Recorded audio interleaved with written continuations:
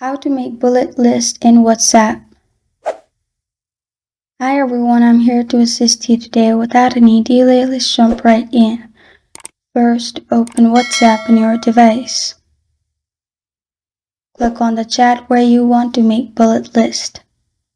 Then click on message at the bottom, and then on your keyboard, type in hyphen, which is the sign as shown on the screen. Press on space and bullet points will activate. After you've written everything, click on the arrow at the bottom right and it will open more bullet points.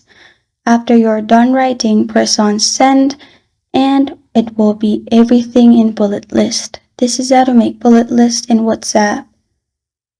Thank you for joining me today. If this video helps you out, please leave a like and subscribe for more. Got a question or want to suggest a topic? Comment below. Thank you for watching.